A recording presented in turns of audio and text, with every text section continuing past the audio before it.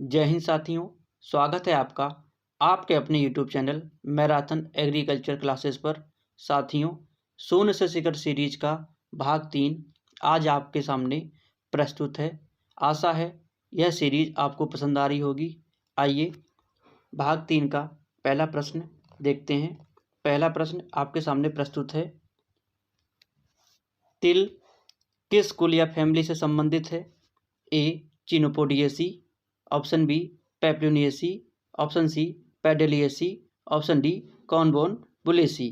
तिल यह पेडेलिएसी कुल का पादप है। यह प्रश्न बहुत से एग्जामों में आया हुआ है, बहुत ही महत्वपूर्ण प्रश्न है।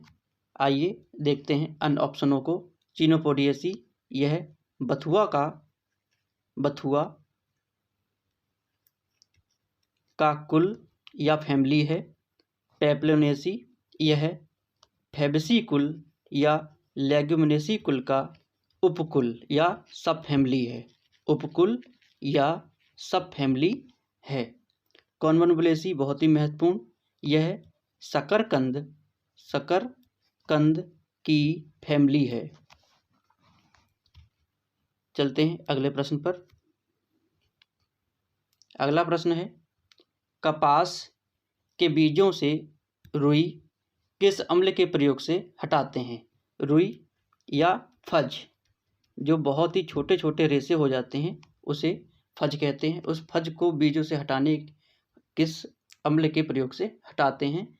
ऑप्शन ए साइट्रिक अम्ल, ऑप्शन बी सल्फ्यूरिक अम्ल, ऑप्शन सी हाइड्रोक्लोरिक अम्ल, ऑप्शन डी नाइट्रिक अम्ल।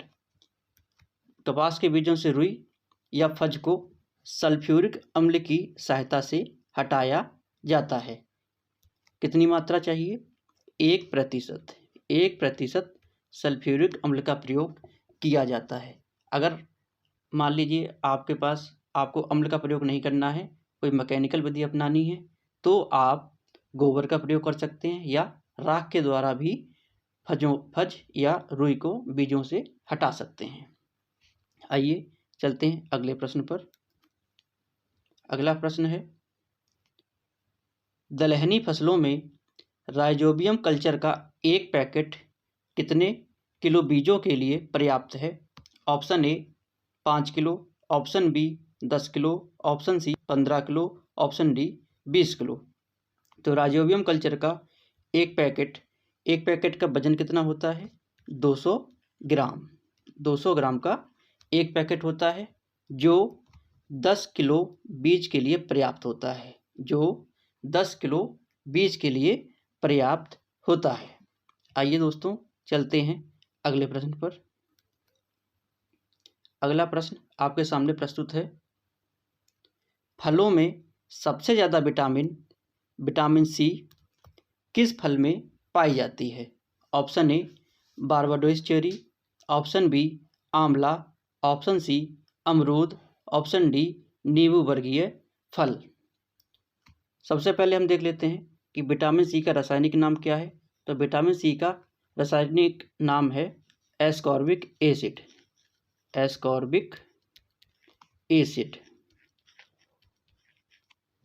तो सबसे ज़्यादा विटामिन सी किस फल में पाई जाती है? बहुत ही महत्वपूर्ण प्रश्न। यह बारबाडोस चेरी में सबसे ज़्यादा पाई जाती है। कभी कभी इसकी मात्रा पूछ लेता है, कितनी मात्रा पाई जाती है? मात्रा है 1400 से 1600 मिलीग्राम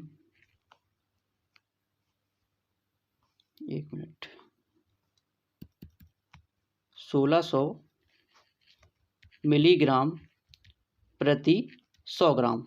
अगर आप 100 ग्राम बारबाडोस चेरी खाते हैं तो उसमें 1400 से लेकर 1600 मिलीग्राम विटामिन सी आपको प्राप्त हो जाएगी। देखते हैं अगला ऑप्शन आंवला। आंवला में जस्ट इसका आधा कह सकते हैं, 600 से 700 मिलीग्राम प्रति 100 ग्राम। अमरूद में 299 मिलीग्राम प्रति 100 ग्राम। नींबू वर्गीय फलों में 150 से 160 मिलीग्राम प्रति 100 ग्राम विटामिन सी पाई जाती है। प्रश्न 4 का सही आंसर है ऑप्शन ए बारबाडोस चेरी। चलते हैं अगले प्रश्न पर। अगला प्रश्न आपके सामने प्रस्तुत है। ओलियोरेजिन किससे प्राप्त होती है? ऑप्शन ए आम, ऑप्शन बी आंवला, ऑप्शन सी बैंगन, ऑप्शन डी मिर्च। ओलियोरेजिन किसमें सबसे ज़्यादा पाई जाती है? मिर्च में। यह मिर्च में गंध का कारण है। ओलियोरेजिन के कारण ही मिर्च में गंध आती है। देख लेते हैं उन ऑप्शनों को। आम में कौन सा विषैला पदार्थ पाया जाता है? आम में रेजिन नामक विषैला पदार्थ पाया जाता है। आंवला में टैनिन के कारण ही आंवला में कसैलापन पाया जाता है। आंवले में कसैलापन टैनिन के कारण ही पाया जाता है। बैंगन में सोले सोडिन के कारण ही कड़ुवाहट आती है, कड़ुवाहट पाई जाती है। इस प्रश्न का सही आंसर है मिर्च। ओलियोरेजिन मिर्च में पाई जाती है जो कि गंध का कारण होती है। चलते हैं अगले प्रश्न पर।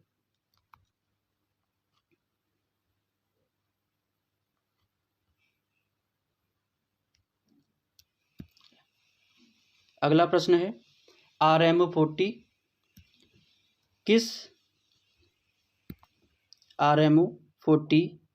किस फसल की बहुचर्चित किस्म है? ऑप्शन ए मूंग, ऑप्शन बी मोठ, ऑप्शन सी उड़द, ऑप्शन डी अरहर। तो यह मोठ की बहुचर्चित किस्म है। मोठ से बीकानेरी भुजिया बनाई जाती है। बीकानेरी भुजिया आपने बहुत बार खाई भी होगी। यह मोठ से बनाई जाती है और मोठ सभी फसलों में सबसे ज़्यादा सूखा सहनशील वाली फसल है। सबसे ज़्यादा सूखा सहनशील करने वाली फसल है। देखते हैं अन ऑप्शन को।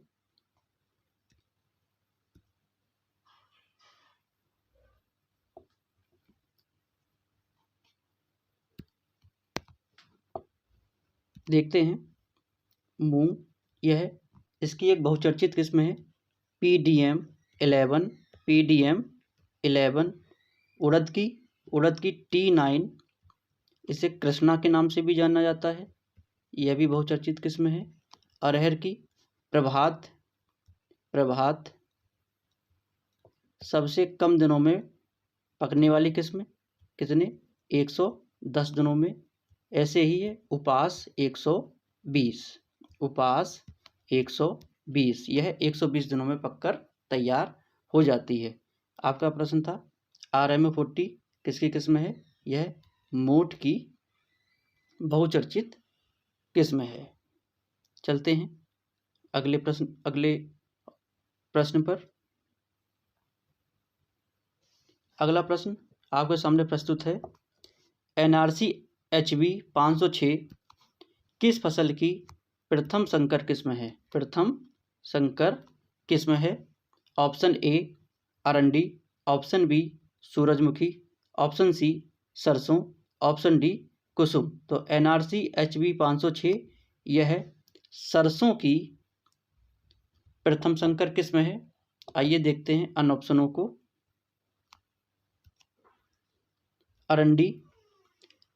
अरंडी की पहली संकर किस्म GCH3। सूरजमुखी की BSH1। कुसुम की DSH129 129। कभी कभी प्रश्न में आपसे पूछ लेता है कि NRC HP 506 यह किस सन में विकसित हुई थी, तो 2009 में यह विकसित हुई थी। बहुत ही महत्वपूर्ण प्रश्न है, सभी के सभी ऑप्शन बहुत ही महत्वपूर्ण हैं, आप इनको नोट डाउन कर लें। आइए दोस्तों चलते हैं अगले प्रश्न पर। अगला प्रश्न आपके सामने प्रस्तुत है, बहुत ही महत्वपूर्ण प्रश्न। रबी मक्का की बीज दर या सीड रेट कितना होता है? ऑप्शन ए 20 से 25 किलोग्राम, ऑप्शन बी 18 से 20 किलोग्राम, ऑप्शन सी 40 से 50 किलोग्राम, ऑप्शन डी 30 से 35 किलोग्राम। तो रबी सबसे पहले बात कर लेते हैं कि रबी मक्का की सबसे ज़्यादा खेती कहाँ पर होती है। तो रबी मक्का की सबसे ज़्यादा खेती बिहार राज्य में होती है, बिहार राज्य में होती है, बहुत ही महत्वपूर्ण, बिहार राज्य में होती है। इसकी बीज दर कितनी है? इसकी बीज दर है 30 से 35 किलोग्राम प्रति हेक्टेयर। देखते हैं ऑन ऑप्शनों को। 20 से 25 किलोग्राम यह संकर मक्का, संकर या साधारण, दोनों प्रकार की मक्का का सीड रेट 20 से 25 किलोग्राम होता है। 18 से 20 किलोग्राम बहुत ही महत्वपूर्ण संकुल किस्म का बीज दर कितनी होती है? 18 से 20 किलोग्राम। बहुत बार बहुत से एग्जामों में यह आया हुआ है। 40 से 50 किलोग्राम यह चारा के लिए, अगर आप मक्का की खेती चारा के उद्देश्य से करते हैं तो 40 से 50 किलोग्राम प्रति हेक्टेयर आपको बीज दर की ज़रूरत होगी। रबी मक्का की और ख़ास बात, रबी मक्का की सबसे अधिक पैदावार होती है और सर्वाधिक पौधों की संख्या भी रबी मक्का में पाई जाती है। कितने पौधे? अगर रबी की बात करें तो रबी में पौधों की संख्या अगर देखा जाए 92,592 पौधे प्रति हेक्टेयर। एक हेक्टेयर में 92,592 पौधे। अगर आपसे पूछ ले खरीफ में, तो खरीफ में 66,666, खरीफ में 66,666 पौधे प्रति हेक्टेयर होते हैं। बहुत ही महत्वपूर्ण। आइए चलते हैं अगले प्रश्न पर। अगला प्रश्न आपके सामने प्रस्तुत है, बहुत ही महत्वपूर्ण प्रश्न। निम्न में से ऐसी कौन सी दलहनी फसल है जो नाइट्रोजन का स्थिरीकरण या फिक्सेशन नहीं करती है? जैसे ही हम नहीं को देखेंगे उसे अंडरलाइन कर लेंगे, नहीं करती है। ऑप्शन ए बरसीम, ऑप्शन बी राजमा, ऑप्शन सी अरहर, ऑप्शन डी चना। तो ऐसी कौन सी फसल है जो नाइट्रोजन का स्थिरीकरण नहीं करती है? वह है राजमा, जो नाइट्रोजन का स्थिरीकरण नहीं करती है। इसी कारण जब आप राजमा की फसल लगाते हैं तो उसमें 100 से लेकर 120 किलोग्राम प्रति हेक्टेयर नाइट्रोजन की आवश्यकता होती है, नाइट्रोजन की आवश्यकता होती है, क्योंकि यह नाइट्रोजन का स्थिरीकरण नहीं करती। इसीलिए नाइट्रोजन की सबसे ज़्यादा मात्रा हम राजमा में देते हैं। बरसीम में कौन सी राइजोबियम की जाति का प्रयोग किया जाता है स्थिरीकरण के लिए? इसमें राइजोबियम ट्राइफोलाई, राइजोबियम ट्राइफोलाई का प्रयोग किया जाता है। अरहर और चना दोनों में राइजोबियम लेग्यूमिनोसोरम का प्रयोग करते हैं, लेग्यूमिनोसोरम जाति का प्रयोग किया जाता है। बहुत ही महत्वपूर्ण प्रश्न। आइए चलते हैं अगले प्रश्न की ओर। अगला प्रश्न आपके सामने प्रस्तुत है, मटर की पहली संकर फर्स्ट हाइब्रिड तथा बौनी किस्म है। बहुत ही महत्वपूर्ण प्रश्न कि मटर की पहली संकर आपको बतानी है, फर्स्ट हाइब्रिड बतानी है। Option A salvia, option B Rachna, option C Aparna, option D Hans. तो मटर की पहली संकर तथा बौनी जाति कौन सी है? Option C Aparna. बहुत ही महत्वपूर्ण अपर्णा के बारे में और एक खास खास चीज़ के नाम से पता चल रहा है अपर्णा, इसका मतलब कि यह पूर्णतः पत्ती रहित वैरायटी है। पत्ती रहित वैरायटी है तथा मुख्य रूप से दाल के लिए उगाई जाती है। दाल के लिए उगाई जाती है। देखते हैं अन्य ऑप्शन के बारे में। सारे के सारे ऑप्शन बहुत ही महत्वपूर्ण हैं। साल्विया को हम फली सहित खा सकते हैं, फली सहित कच्चा खा सकते हैं, फली सहित खा सकते हैं। रचना, यह भी बहुत महत्वपूर्ण है। रचना यह भी दाल के लिए उगाई जाती है। दाल की बहुत ही महत्वपूर्ण किस्म है और सबसे खास बात यह चंद्रशेखर आज़ाद द्वारा विकसित की गई है। चंद्रशेखर आज़ाद एग्रीकल्चर यूनिवर्सिटी कानपुर द्वारा विकसित की गई है। हंस, यह मटर की पहली म्यूटेंट वैरायटी है, म्यूटेंट या उत्परिवर्तित किस्म है।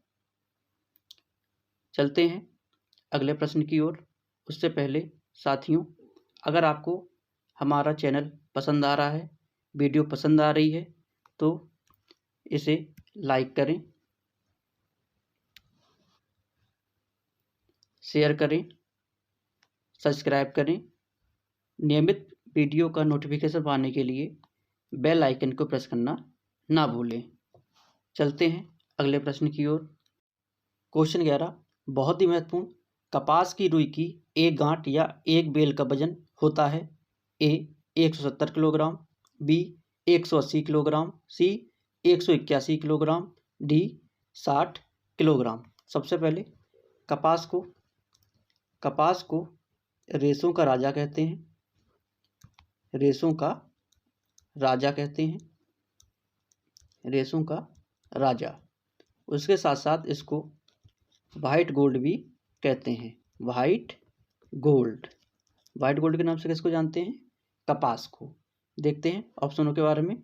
कपास की रुई की एक गांठ या एक बेल का वजन होता है 170 किलोग्राम। बहुत ही महत्वपूर्ण, बहुत बार यह प्रश्न भिन्न भिन्न एग्जामों में पूछा गया है। आइए देखते हैं अन्य ऑप्शन को। 180 किलोग्राम, 180 किलोग्राम यह जूट का एक गांठ या एक बेल का वजन होता है। 181 किलोग्राम यह मेस्टा का होता है। मेस्टा की एक गांठ या एक बेल का वजन कितना होता है? 181 किलोग्राम। 60 किलोग्राम बहुत ही महत्वपूर्ण, यह रेशम की एक गांठ का वजन होता है। रेशम की एक गांठ का वजन कितना होता है? 60 किलोग्राम। और एक खास बात, रेशम को रेशों की रानी भी कहते हैं। रेशम को रेशों की रानी भी कहते हैं। आइए दोस्तों चलते हैं अगले प्रश्न पर। अगला प्रश्न बहुत ही महत्वपूर्ण। क्वेश्चन नंबर 12 प्लांटेगो प्यूमिला जीरी किस मसाले वाली फसल का मुख्य खरपतवार है? ऑप्शन ए धनिया या कोरिएंडर, ऑप्शन बी मेथी या फेनुग्रीक, ऑप्शन सी जीरा या क्यूमिन, ऑप्शन डी सौंफ या फेनल।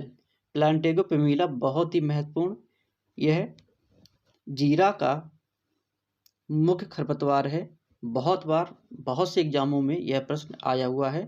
तो क्वेश्चन नंबर 12 का सही आंसर है जीरा या क्यूमिन। चलते हैं अन्य प्रश्न की ओर।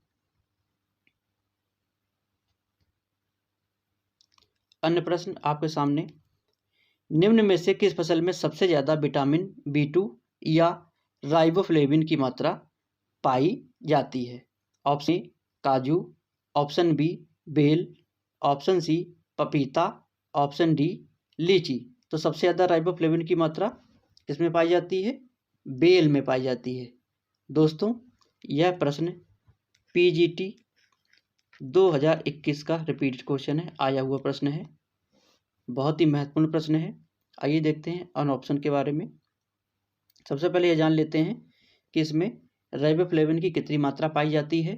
तो 1191 मिलीग्राम प्रति 100 ग्राम। पपीता में दूसरे नंबर पर विटामिन B2 या राइबोफ्लेविन की मात्रा पाई जाती है। कितना? 250 मिलीग्राम प्रति 100 ग्राम। एक विटामिन और है जो सबसे ज़्यादा पाई जाती है पपीता में, कौन सी है? Vitamin A। कितनी मात्रा पाई जाती है? 2020 आयु का फुल फॉर्म होता है इंटरनेशनल यूनिट। सबसे ज़्यादा विटामिन ए किस फल में पाया जाता है? तो सबसे ज़्यादा विटामिन ए आम में पाया जाता है, 4800 आयु। चलते हैं अगले ऑप्शन की ओर। काजू में सबसे ज़्यादा विटामिन B1 या थायमिन पाई जाती है। ऑप्शन डी लीची में सबसे ज़्यादा विटामिन B3, इसको कहते हैं नियासिन की मात्रा पाई जाती है। काजू में विटामिन B1, इसे क्या कहते हैं? थायमीन। बहुत ही महत्वपूर्ण, सभी के सभी ऑप्शन बहुत ही महत्वपूर्ण हैं और आपको इन्हें नोट कर लेना है। आइए दोस्तों चलते हैं अगले प्रश्न की ओर। अगला प्रश्न, यह भी बहुत ही महत्वपूर्ण प्रश्न है। आज की सीरीज आपके लिए बहुत ही महत्वपूर्ण है। क्वेश्चन 14, गृह वाटिका या किचन गार्डनिंग के लिए प्रति व्यक्ति कितने क्षेत्रफल की आवश्यकता होती है? ऑप्शन ए 100 मीटर स्क्वायर या वर्ग मीटर, ऑप्शन बी 200 वर्ग मीटर, ऑप्शन सी 150 वर्ग मीटर, ऑप्शन डी 50 वर्ग मीटर। सबसे पहले देखते हैं कि किचन गार्डनिंग के 5 से 6 सदस्यों के लिए 250 से लेकर 300 वर्ग मीटर क्षेत्रफल की आवश्यकता होती है। इस अनुसार अगर देखा जाए तो प्रति व्यक्ति 50 मीटर स्क्वायर की आवश्यकता होगी। कितनी होगी? 50 मीटर स्क्वायर क्षेत्रफल की आवश्यकता होगी। अगर हम मान लेते हैं कि क्षेत्रफल 250 है, अगर उसे 5 से भाग करेंगे तब कितना आ जाएगा? 50 वर्ग मीटर। अगर हम 300 मानेंगे और 6 से भाग करेंगे तब भी कितना आएगा? 50 वर्ग मीटर ही। अतः इस क्वेश्चन का सही आंसर है डी, 50 वर्ग मीटर। चलते हैं अन्य प्रश्न की ओर। अगला प्रश्न बहुत ही महत्वपूर्ण, प्याज व लहसुन में प्रवर्धन या प्रोपोगेशन किस विधि से होता है? Option A tuber, option B bulb, option C rhizome, option D korma.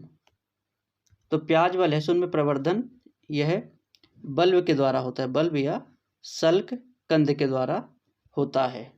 देखते हैं अन ऑप्शन को। ट्यूबर से यह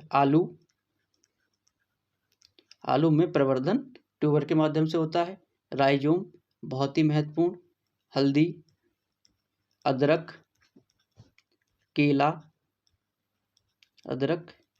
केला में प्रवर्धन राइजोम के द्वारा होता है। और एक और है वाटर लिली। आपने तालाबों में देखा होगा कि सफ़ेद सा फूल होता है जो कमल के जैसे दिखाई देता है, उसे वाटर लिली कहते हैं। उसका भी प्रवर्धन राइजोम के द्वारा ही होता है। कॉर्न या घनकंद, इसमें अरवी या घुइयाँ, जिमी कंद और ग्लैडियोलस, बहुत ही महत्वपूर्ण ग्लैडियोलस, इसका प्रवर्धन भी घनकंद या कॉर्म के द्वारा होता है। प्रश्न था प्याज व लहसुन में प्रवर्धन की विधि कौन सी है? तो इसका सही आंसर है बी, बल्ब या सल्क कंद। चलते हैं अगले प्रश्न की ओर। अगला प्रश्न आपके सामने प्रस्तुत है। क्वेश्चन 16, अमरूद के बाग लगाने की मिडो ऑर्चार्ड विधि से प्रति हेक्टेयर पौधों की संख्या होगी। बहुत ही महत्वपूर्ण। मीडो ऑर्चर्ड विधि का प्रयोग किस में किया जाता है? अमरूद में किया जाता है। बहुत ही महत्वपूर्ण, बहुत बार ये प्रश्न पूछा जा चुका है। तो प्रति हेक्टेयर पौधों की संख्या कितनी होगी, देख लेते हैं। ऑप्शन ए है 2500 पौधे प्रति हेक्टेयर, ऑप्शन बी 1600 पौधे प्रति हेक्टेयर, ऑप्शन सी 6400 पौधे प्रति हेक्टेयर, ऑप्शन डी 5000 पौधे प्रति हेक्टेयर। तो इसका सही आंसर है 5000 पौधे प्रति हेक्टेयर। कैसे? क्योंकि मीडो ऑर्चर्ड विधि में हम बाग लगाते हैं तो 2 गुणा 1 मीटर क्षेत्रफल का प्रयोग करते हैं। लंबाई गुणा चौड़ाई कितनी होनी चाहिए? R/P 2 गुणा 1 मीटर। 1 हेक्टेयर में 10,000 मीटर स्क्वायर होता है। 10,000 मीटर स्क्वायर। अगर हम प्लांट और पौधे की दूरी को आपस में गुणा कर देंगे, जैसे 2 गुणा 1 है, इसको आपस में गुणा कर देंगे तो हो जाएगा 2 गुणा 1 बराबर 2, क्योंकि ये मीटर में है तो हो जाएगा मीटर स्क्वायर। तो 2 मीटर स्क्वायर, मीटर से मीटर कट जाएगा और 2 से हम भाग दे देंगे 10,000 में और हमारी संख्या निकल के आ जाएगी 5000। तो मीडो ऑर्चर्ड, अमरूद की मीडो ऑर्चर्ड विधि में कितने पौधे होते हैं? 1 हेक्टेयर में 5000 पौधे प्रति हेक्टेयर की आवश्यकता होती है। इसका R/P कितना है? 2 गुणा 1 मीटर। बहुत ही महत्वपूर्ण। आइए दोस्तों देखते हैं अन्य ऑप्शन के बारे में। 2500 पौधे प्रति हेक्टेयर, यह है केला और पपीता में प्रयोग किया जाता है। इसकी R/P क्या होती है? 2 गुणा 2 मीटर।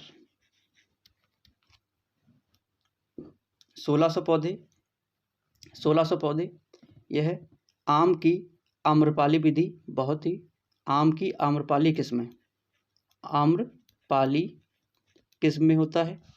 इसमें R/P कितनी होती है? 2.5 गुणे 2.5। बहुत ही महत्वपूर्ण। 2.5 2.5 2.5 गुणे 2.5 मीटर। 6400 पौधे, यह है पपीता की पूसा नन्हा किस्म। पपीता की पूसा नन्हा किस्म। इसमें R/P कितना होता है? R/P होता है 1.25 गुणा 1.25 मीटर। तो 6400 पौधे निकल कर आ जाते हैं। प्रश्न था हमारा कि अमरूद की बाग लगाने की मीडो ऑर्चर्ड विधि में प्रति हेक्टेयर पौधों की संख्या कितनी होती है? तो 5000 पौधे प्रति हेक्टेयर की आवश्यकता होती है। बहुत ही महत्वपूर्ण है। सभी के सभी ऑप्शन बहुत महत्वपूर्ण हैं, आप इनको नोट डाउन कर लें। चलते हैं अगले प्रश्न की ओर। क्वेश्चन नंबर 17 बहुत ही महत्वपूर्ण। निम्न में से भारतीय गन्ना है या इंडियन केन है? Option A saccharum officinarum, option B saccharum barberi, option C saccharum spontaneum, option D saccharum sinense. तो निम्न में से भारतीय गन्ना कौन सा है? निम्न में भारतीय गन्ना है option B saccharum barberi. Saccharum barberi यह भारतीय गन्ना है। देखते हैं अन ऑप्शन के बारे में। सैकरम ऑफिसिनेरम, इसे नोबल केन भी कहते हैं, इसे किसने विकसित किया था? तो T.S. वेंकटरमन जी ने इसको विकसित किया था। यह किन किन जातियों के मध्य क्रॉस है? तो यह सैकरम बारबेरी और सैकरम स्पॉन्टेनियम, इन दोनों के मध्य क्रॉस हुआ था, जिससे सैकरम ऑफिसिनेरम नोबल केन का विकास हुआ था। देखते हैं अन ऑप्शन के बारे में। अन ऑप्शन सैकरम स्पॉन्टेनियम, इसे क्या कहते हैं? कांस।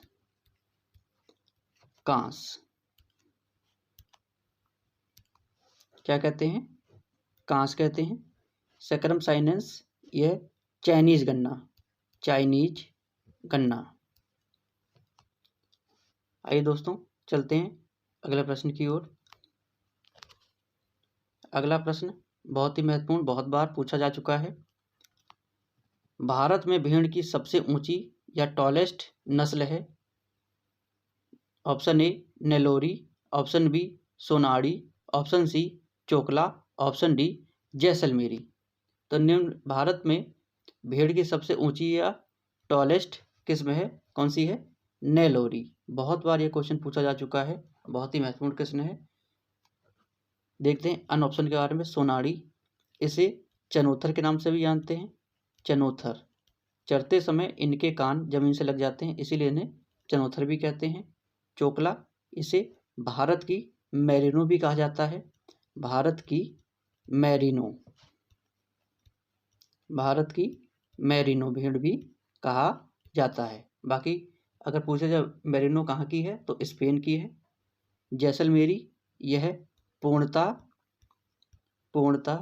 रेगिस्तानी किस्म है, पूर्णतः रेगिस्तानी किस्म है।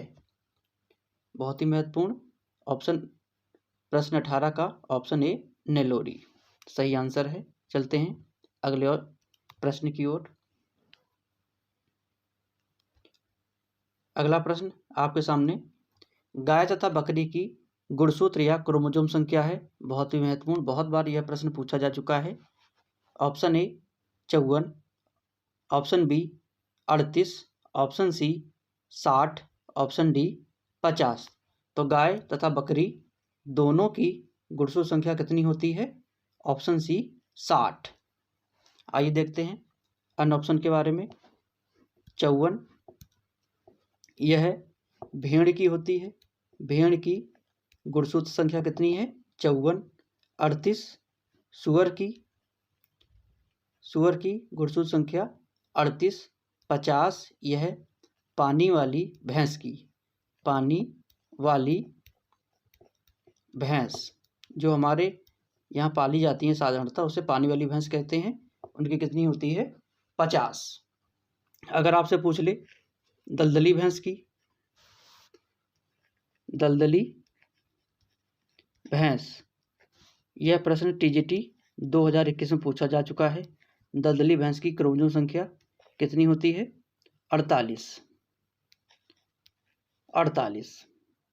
अगर आपसे पूछ ले अफ्रीकन भैंस की, अफ्रीकन भैंस, इसकी गुणसूत्र संख्या कितनी होती है?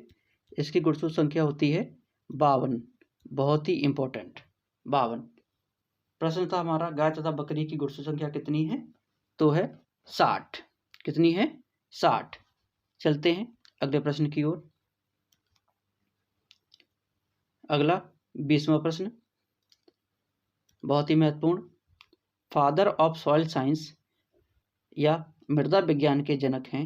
ए बीवी डॉकुचेव, बी जेबी लिविक, सी एम्बेल्ट्रग, डी एसएन विनोग्राडेस्की। तो देखते हैं फादर ऑफ सॉइल, इसे ही हम फादर ऑफ पेडोलॉजी भी कह सकते हैं, फादर ऑफ पेडोलॉजी, पेडोलॉजी कौन है? ऑप्शन ए बीवी डोकुचेव जी, ये फादर ऑफ सॉइल साइंस या फादर ऑफ पेडोलॉजी हैं। देखते हैं अन ऑप्शन के बारे में। जेबी लिविक, यह father of agriculture chemistry, father of agriculture chemistry. इसके साथ साथ इन्होंने एक नियम भी दिया था जिसे क्या कहते हैं? लॉ ऑफ मिनिमम, न्यूनता का सिद्धांत। लॉ ऑफ मिनिमम किसने दिया था? जेबी लिविक जी ने। न्यूनता का सिद्धांत, लॉ ऑफ मिनिमम, जेबी लिविक। एमेल्ट्रक,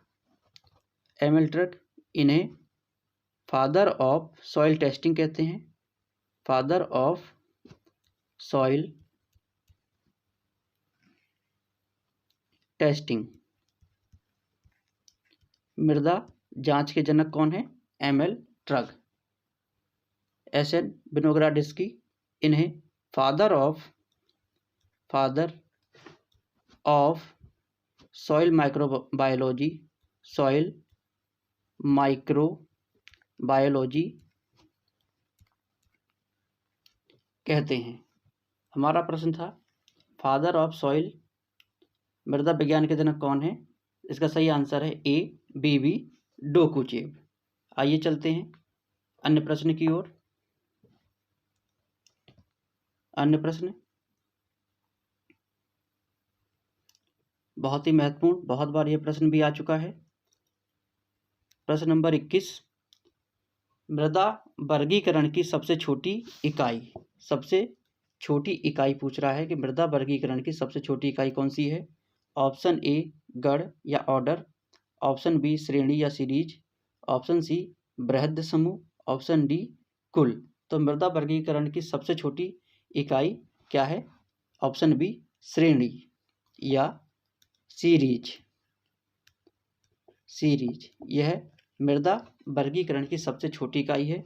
अगर आपसे पूछ ले कि मृदा वर्गीकरण की सबसे बड़ी इकाई कौन सी है, तो गण या ऑर्डर सबसे बड़ी इकाई, सबसे बड़ी इकाई है। चलते हैं अन्य प्रश्न की ओर। अन्य प्रश्न आपके सामने है। यह प्रश्न भी कई बार एग्जाम में आया हुआ है। गोल मेज या राउंड टेबल चर्चा कहलाती है? A symposium, B forum, C panel या डी वर्कशॉप। तो गोल मेज या राउंड टेबल चर्चा कहलाती है, क्या कहलाती है? पैनल। बहुत बार ये प्रश्न भिन्न भिन्न एग्जामों में पूछा जा चुका है, तो इसका सही आंसर है पैनल। चलते हैं अगले प्रश्न की ओर। अगला प्रश्न बहुत ही कंफ्यूजन करने वाला और बहुत ही महत्वपूर्ण प्रश्न है आपका। सिल्वर फिश का अध्ययन करते हैं? ए पिसीकल्चर में, बी सिल्वीकल्चर में, सी वर्मीकल्चर में, डी एंटमोलॉजी में। सिल्वर फिश यह फिश है या कीट है? तो यह कीट है। सिल्वर फिश क्या है? एक कीट है, ना कि मछली है। कीट इंसेक्ट है। तो इंसेक्ट का अध्ययन किसमें किया जाता है? एंटमोलॉजी के अंतर्गत। क्वेश्चन नंबर 23 का सही आंसर क्या है? D entomology. आइए देखते हैं अन्य ऑप्शन के बारे में। पिसीकल्चर, इसमें मछली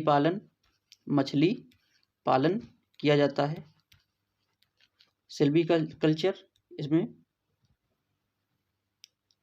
सिल्वीकल्चर के अंतर्गत वनों या जंगलों का अध्ययन किया जाता है। वर्मीकल्चर, इसमें केंचुआ पालन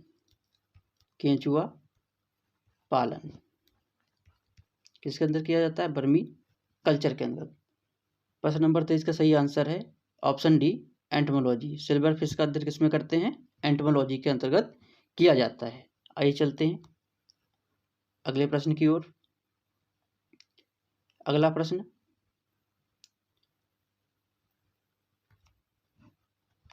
आपके सामने है। समान वायु दबाव के बिंदुओं को जोड़ने वाली काल्पनिक रेखाएं हैं?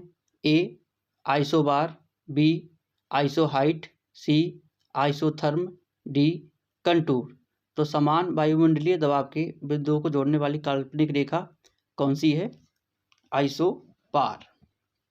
यह प्रश्न भी टीजीटी 2021 का रिपीटेड प्रश्न है।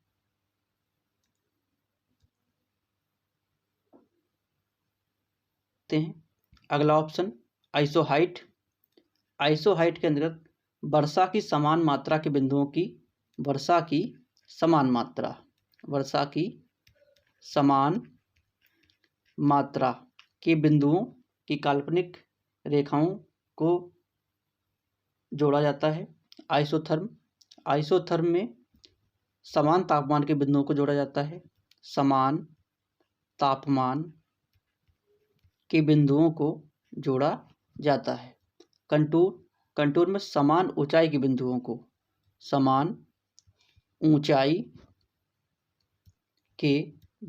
को जोड़ा जाता है। बहुत ही महत्वपूर्ण प्रश्न है। ये प्रश्न था समान वायुमंडलीय दबाव बहुत ही महत्वपूर्ण है, आपसे जरूर नोट डाउन करें। समान वायुमंडलीय दबाव के बिंदुओं को कौन सी रेखा जोड़ती है? आइसोबार। चलते हैं अगले प्रश्न की ओर। अगला प्रश्न बहुत ही महत्वपूर्ण, हाई यील्ड वैरायटी प्रोग्राम किस वर्ष चलाया गया? Option A 1960, option B 1963, option C 1965, option D 1966। तो हाई यील्ड वैरायटी प्रोग्राम यह किस सन में चला? 1966 में चला। अगर आपसे पूछ ले हरित क्रांति, तो हरित क्रांति कब चली? 1966-67 में। 1966-67 में क्या चली? हरित क्रांति। आइए देखते हैं अन ऑप्शन के बारे में। 1960 में भारत का प्रथम कृषि विश्वविद्यालय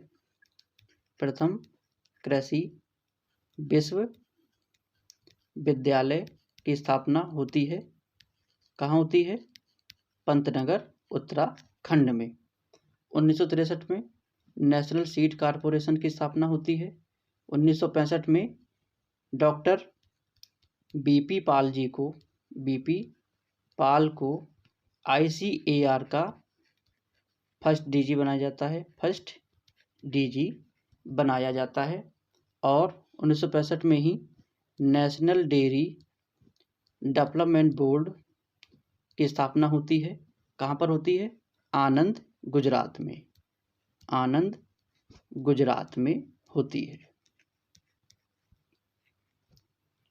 तो हाई यील्ड वैरायटी प्रोग्राम किस वर्ष चलाया गया? इसका सही आंसर है डी, 1966 में। आइए चलते हैं अन्य प्रश्न की ओर। दोस्तों, अगर आपको हमारी ये सीरीज पसंद आ रही है तो आप इसे ज़्यादा से ज़्यादा ग्रुप में शेयर करें, वीडियो को लाइक करें तथा हमारे चैनल को सब्सक्राइब करना ना भूलें। दोस्तों, अगला प्रश्न आपके सामने है, सीड एक्ट या बीज अधिनियम कब लागू हुआ? बहुत ही महत्वपूर्ण प्रश्न, बहुत बार यह प्रश्न भिन्न भिन्न एग्जामों में पूछा जा चुका है। तो option A 1963, option B 1966, option C 1960, option D 1969। तो देखते हैं। तो ऑप्शन ए 1963 में नेशनल सीड कॉरपोरेशन की स्थापना होती है। 1966 में सीड एक्ट या बीज अधिनियम पास होता है। सीड एक्ट पास हो जाता है। सीड एक्ट पास होता है 1966 में, और 1969 में बीज अधिनियम लागू हो जाता है। 1963 में बनता है नेशनल सीड कॉरपोरेशन। 1966 में सीड एक्ट पास होता है और 1969 में बीज अधिनियम या सीड एक्ट लागू हो जाता है। तो 1968 में क्या होता? 1968 में सीड लॉ बना था। सीड लॉ कब बना था? 1968 में। बहुत ही महत्वपूर्ण, चारों के चारों ऑप्शन बहुत ही महत्वपूर्ण है। यह प्रश्न बहुत ज़्यादा महत्वपूर्ण, बहुत से एग्जामों में यह प्रश्न आया हुआ है और आगे आने की प्रबल संभावना है। चलते हैं अगले प्रश्न की ओर। अगला प्रश्न बहुत ही ज़्यादा महत्वपूर्ण, क्वेश्चन नंबर 27, ICAR के द्वारा लैब टू लैंड प्रोग्राम, प्रयोगशाला से खेत प्रोग्राम की शुरुआत किस वर्ष हुई? Option A 1952, option B 1973, option C 1979, option D 1980। तो ICAR के द्वारा लैब टू लैंड, बहुत ही महत्वपूर्ण, लैब टू लैंड प्रोग्राम किसके द्वारा चला गया? ICAR के द्वारा चलाया गया। कब चलाया गया?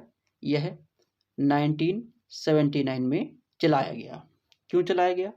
क्योंकि ICAR के 50 वर्ष पूरे हो गए थे। 50 वर्ष पूरे ICAR के बने हुए 50 वर्ष पूरे होने पर लैब टू लैंड प्रोग्राम चलाया था। इन्होंने इसको कहा था गोल्डन जुबली। गोल्डन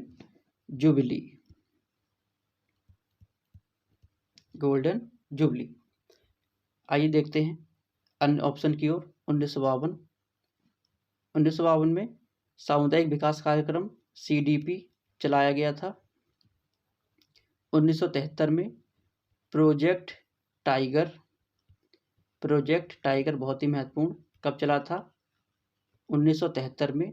और इसी के साथ साथ ASRB agriculture scientist recruitment board, ASRB की स्थापना भी कब होती है?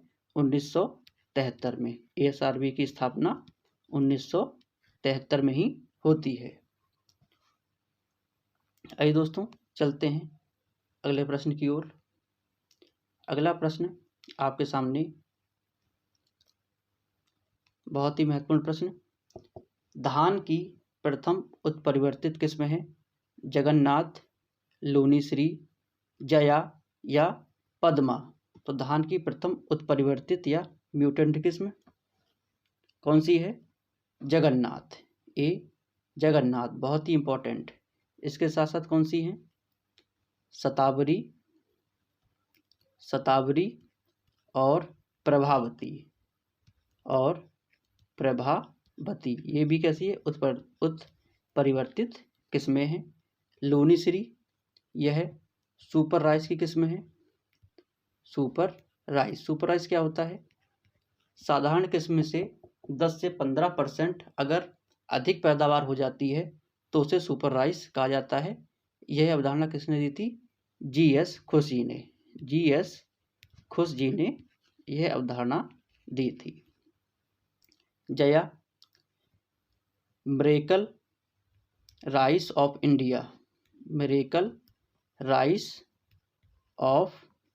इंडिया, भारत की जादुई धान कौन है? जया है। किसने विकसित किया था? तो डॉक्टर शास्त्री जी ने इसको विकसित किया था। मिरेकल राइस ऑफ वर्ल्ड कौन सा है? मिरेकल राइस ऑफ वर्ल्ड, विश्व का जादुई धान कौन सा है? तो विश्व का जादुई धान है IR8। बहुत ही महत्वपूर्ण ये ऑप्शन और यह प्रश्न बहुत ही ज़्यादा महत्वपूर्ण है। आपको एक एक प्रश्न को नोट कर लेना है, सभी ऑप्शनों को नोट कर लेना है ताकि आपकी तैयारी है बहुत ही बढ़िया हो सके। चलते हैं अगले प्रश्न की ओर। अगला प्रश्न, सल्फास या एल्यूमिनियम फास्फाइड की एक गोली का वजन होता है।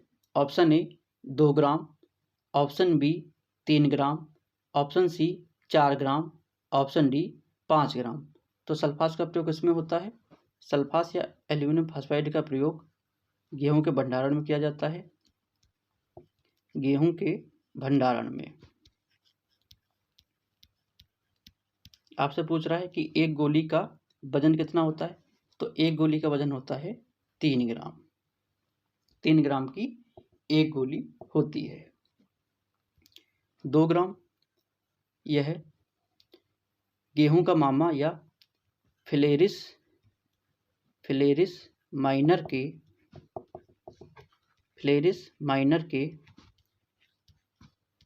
1000 बीजों का वजन, 1000 बीजों का वजन अगर हम तोलेंगे तो कितना होता है? 2 ग्राम।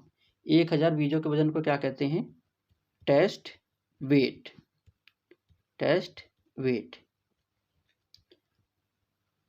अगर आपसे पूछ ले 100 बीजों का वजन, 100 बीजों के वजन को क्या कहते हैं? Seed index. हमारा प्रश्न था कि सल्फास या एल्यूमिनियम फास्फाइड की एक गोली का वजन कितना होता है? तो इसका सही आंसर है बी 3 ग्राम। चलते हैं अगले प्रश्न की ओर। अगला और अंतिम प्रश्न,